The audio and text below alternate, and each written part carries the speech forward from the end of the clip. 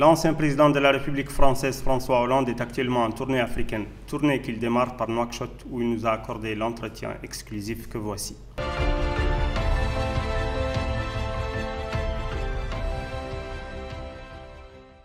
François Hollande, bonjour. Bonjour. Alors, vous étiez maire de Tulle, député et président du Conseil général de Corrèze, premier secrétaire du Parti socialiste et surtout, vous êtes ancien président de la République française. Et donc, c'est à ce titre, pendant votre mandat, que vous avez eu quelques décisions assez difficiles à prendre. Le 11 janvier 2013, vous avez répondu favorablement à un appel du président Dounkouara Traoré pour l'aider à dégager sa capitale qui était menacée par le terrorisme. Qu'est-ce qui vous a poussé à répondre favorablement à un appel et à envoyer vos soldats aussi loin de leur base? Lorsque j'ai pris cette décision, j'avais déjà des informations depuis plusieurs semaines sur la concentration de véhicules conduits par des terroristes qui étaient stationnés sur une ligne que l'on croyait infranchissable. Et lorsque le président Traoré m'a joint au téléphone, il m'a dit voilà, ils sont en train de franchir cette ligne et d'aller vers Bamako. Je vous demande, me dit le président, de nous apporter un soutien. Parce que nous ne pourrons pas faire face à cette colonne de véhicules s'il n'y a pas une action au moins aérienne qui permettra de l'arrêter. J'ai pris contact, mais j'avais déjà eu ces assurances, auprès du président de l'Union africaine. À l'époque, c'était le président du Bénin qui était à sa tête. Et puis les présidents africains de la région qui m'ont tous dit qu'ils attendaient tous l'intervention de la France. Je savais aussi que l'ONU ne pouvait qu'encourager notre intervention et qu'il y avait donc de la CEDEAO jusqu'à l'ONU en passant par l'Union africaine un consensus pour que la France puisse être appelée et agir. Donc je ne l'ai pas fait simplement dans une relation bilatérale entre le Mali et la France, je l'ai fait au nom de la communauté internationale.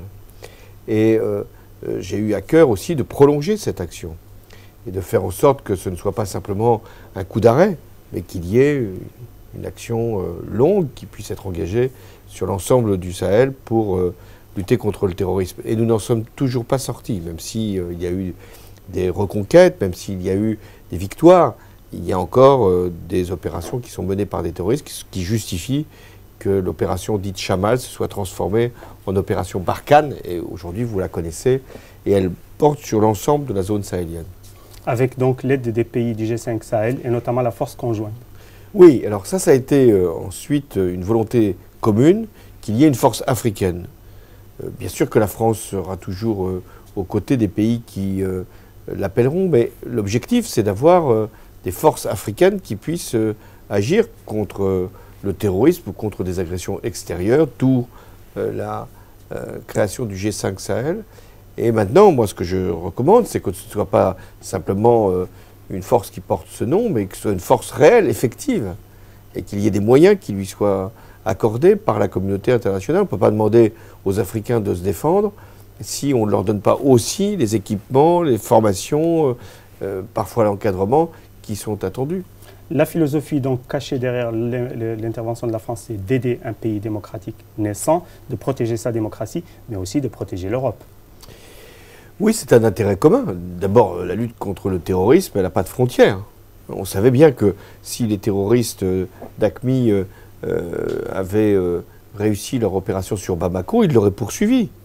Rien ne les aurait arrêtés.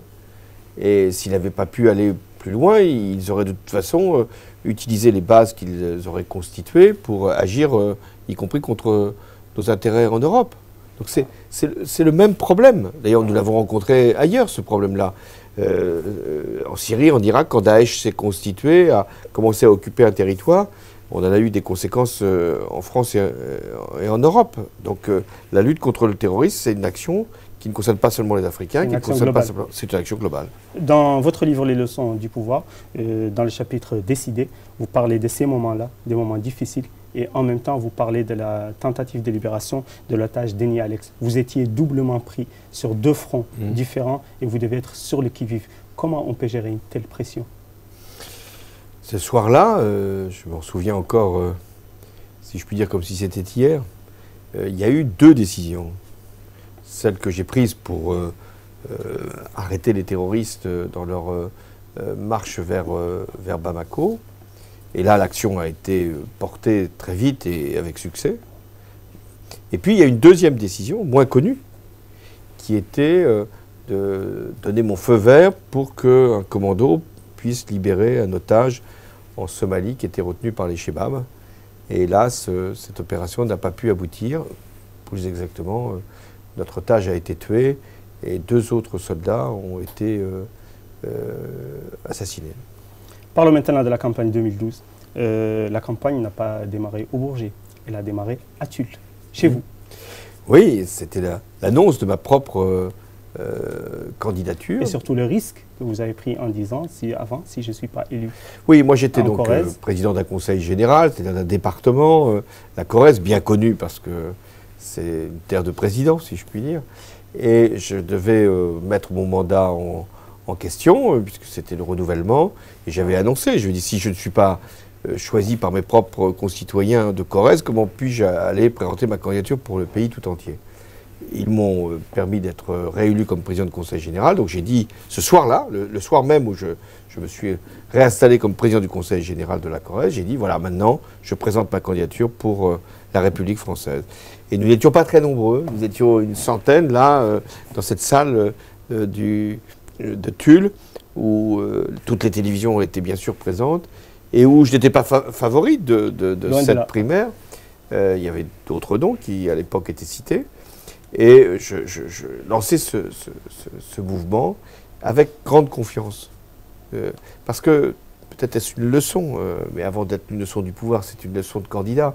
Si on n'a pas confiance en soi, en projet que l'on porte, aux amis qui vous soutiennent, on ne peut pas être président. François Hollande, à ce moment-là, non mais avant, les favoris, on les connaît. À l'époque, vous étiez à 3%. Sérieusement, à l'intérieur de sa tête, on pense être élu alors que tous les sondages nous donnent 3%. Oui, moi je pensais que j'étais dans une dynamique. Les 3%, c'était déjà de l'histoire ancienne. Je mesurais l'attente qui était portée, l'intérêt que je suscitais. J'avais rassemblé déjà beaucoup d'amis et je me préparais à cette primaire avec l'idée d'affronter, à l'époque, c'était Dominique Strauss-Kahn. Absolument. J'ignorais ce qui allait se produire, bien sûr. Et je souhaitais qu'il y ait cet échange démocratique, bien sûr, puisque nous étions dans le même parti. Il n'y a pas pu y avoir avec Dominique Strauss-Kahn, finalement c'est avec Martine Aubry, qui était à l'époque la première secrétaire du Parti Socialiste. Mais j'en avais, je crois, plus envie que d'autres, et j'en avais la volonté, non pas pour moi-même. Je savais la difficulté, je ne pouvais même pas imaginer ce qui allait se produire pendant mon quinquennat, toutes ces crises qui se sont succédées les unes les autres. Mais j'avais cette volonté-là d'être celui qui pouvait permettre l'alternance. Et elle est venue.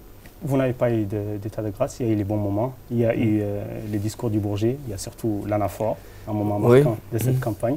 Vous l'avez préparé? Non. C'était totalement improvisé? Oui, dans ce débat donc, de second tour de l'élection présidentielle face au président sortant, Nicolas Sarkozy, une question m'est posée sur quelle est ma conception de la présidence. Ouais.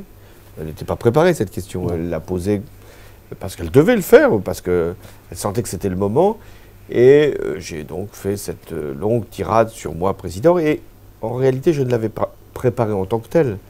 Mais je l'avais rodé, si je puis dire, dans tous les meetings où j'étais allé rencontrer les électeurs. Et je leur avais donné ma conception de la présidence. Et le plus intéressant aujourd'hui, c'est quand je relis ou je réécoute cette sortie que je faisais à ce moment-là, c'est que la présidence normale, la présidence qui doit rester humaine tout en étant ferme et forte, eh bien, plus que jamais, elle doit aujourd'hui être la règle du comportement. Y compris aujourd'hui. Y compris aujourd'hui. Un moment, vous racontez toujours dans votre livre, le moment où le docteur Patrick Pelloux vous appelle pour vous apprendre l'attentat de Charlie. Immédiatement, vous décidez de vous rendre sur place contre l'avis de vos officiers de sécurité. Sur place, vous trouvez la dépouille d'un policier français de confession musulmane, Ahmed Merabé. Ça dit quelque chose sur le fait que les musulmans aussi sont victimes du terrorisme, y compris en France. Ce jour-là, avec l'attentat contre Charlie, ils l'ont été aussi à Nice, où il y a de nombreuses personnes à Toulouse, qui pouvaient avec être confession Imad musulmane. Benziaten, dont la maman fait un travail remarquable dans les écoles, vous la connaissez. Donc le terrorisme ne fait pas de distinction entre les religions. fait pas de distinction entre les couleurs de peau. Le terrorisme veut frapper forcément des innocents. Et ça fait mal au vivre ensemble en France. C'est ce que cherche le terrorisme. C'est précisément à nous diviser, que ce soit dans un pays du Sahel, que ce soit en France et en Europe. Et c'est la raison pour laquelle il ne faut pas simplement le combattre, il faut essayer d'en éradiquer les causes et de ne pas rentrer dans cette spirale de la surenchère, de la peur et de l'affrontement selon les convictions et les croyances. 1er décembre 2016, vous annoncez ne pas vouloir briguer un second mandat. Actuellement, on est en Mauritanie. Le président de la République a annoncé ne pas vouloir briguer pour le coup un troisième mandat conformément à la Constitution. Quelques mois nous séparent de l'élection présidentielle. Vous l'avez vu, le président mauritanien, lorsque vous étiez là? Oui, le président Aziz m'a reçu, je le connais bien, puisqu'il a été un de nos partenaires pour l'action que nous avons menée ici dans le Sahel contre le terrorisme. Il a été aussi un allié fiable et il a pris des décisions importantes pour son pays, dans son pays et avec la force G5 Sahel, encore récemment. Et donc moi je lui ai toujours témoigné ma confiance. Il a toujours donné de conseils judicieux en insistant sur le fait qu'il y a bien sûr l'action militaire qu'il faut engager, mais il y a aussi l'action politique, l'action de développement qu'il faut absolument mener parallèlement, parce qu'il y a des causes toujours dans les phénomènes de radicalisation ou de terrorisme. Et c'est pourquoi il faut aller au-delà même de la réponse sécuritaire, il faut aller vers la réponse pour traiter les questions qui parfois peuvent, si elles ne sont pas réglées, conduire des femmes ou des hommes à aller vers des solutions ultimes. Sans vous pousser à vous prononcer sur les débats très local mauritano-mauritanien, vous n'êtes pas sans le savoir, l'actuel ministre de la Défense, Mohamed Ould Ghazouani, est l'un des principaux candidats à succéder à Mohamed Abdel Aziz. Pensez-vous qu'il serait à même de continuer la même politique et la même coopération qui existait avec le président Aziz? Alors d'abord, le président Aziz, comme vous l'avez rappelé, a décidé de ne pas être candidat. Certes, la Constitution limitée à 2, mais on sait que dans certains pays, on change la Constitution pour permettre au président sortant d'être de nouveau candidat. Il s'y est refusé. Et je crois que c'est un geste qu'il faut saluer. Alors il y a maintenant une campagne qui va s'ouvrir. Il y a le ministre de la Défense, que j'ai connu aussi quand il était chef d'état-major. Je pense qu'il représente une forme de continuité, toujours avec une différence qui peut tenir aux personnalités. Mais enfin, si les candidats, et celui-là en particulier, s'inscrivent dans la logique qu'a ouverte le président Aziz, je pense qu'il y aura toujours de très bons rapports entre la France et la Mauritanie. Avant-dernière question au président Hollande. Tombouctou, vous vous souvenez de ce moment, la foule en liesse, vous êtes accueilli en libérateur, une femme s'est jetée dans vos bras, merci la France. Vous déclarez après que c'était votre plus bon moment politique. Vous maintenez cette déclaration, pourtant votre vie politique a été jalonnée de bons moments. Oui, il y a des grands moments personnels. Être élu président de la République, c'est une joie immense et une responsabilité tout à fait majeure. Mais là, j'avais un bonheur particulier parce que j'étais à Tombouctou, puis après à Bamako, je voyais des foules qui venaient remercier non pas le président que j'étais, mais la France, qui criaient « Vive la France !»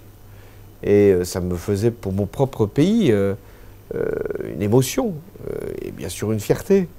Et c'est là que j'ai dit aussi que la France venait payer sa dette, parce que ce sont des tirailleurs qu'on appelait sénégalais, mais enfin qui étaient... Vous avez d'ailleurs déclaré « Je suis là pour honorer une double dette ». Une double dette de la Première et de la Seconde Guerre mondiale, où des hommes sont morts pour la liberté de la France. Donc c'était bien le moins que l'on puisse faire de venir à notre tour pour libérer le Nord Mali du terrorisme, de ce fléau, qui est une barbarie.